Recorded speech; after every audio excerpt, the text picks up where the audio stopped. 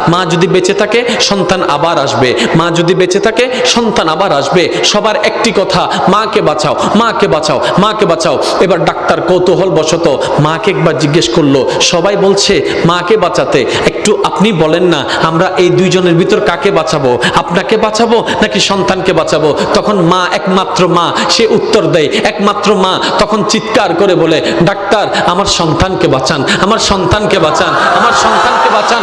Doctor অবাক হয়ে তাকায় রইল।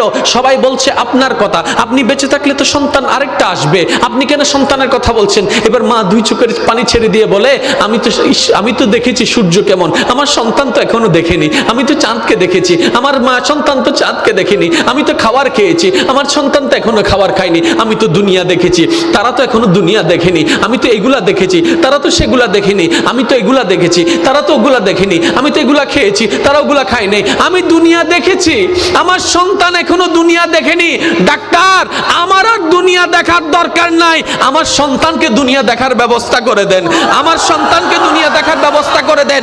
একজন মা সন্তানের প্রতি এই মায়া, ওই 1% ভালোবাসার অংশ, 1% ভালোবাসার অংশ।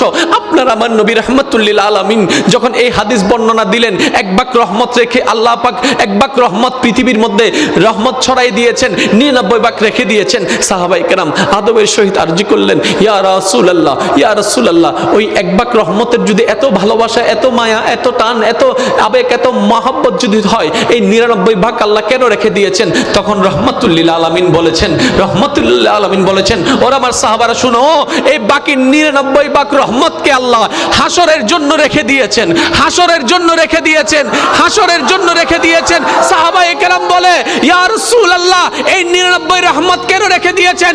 তখন নবী বলে, এই হাসরের মধ্যে যখন সবাই উপস্থিত হবে, পাপীরা যখন কান্নাকাটি করবে, তখন আল্লাহ 99 ভাগ রহমতকে উন্মুক্ত করে দিবেন শুধু বান্দাদেরকে জাহান্নামী থেকে জান্নাতি করে দেওয়ার জন্য। সুবহান।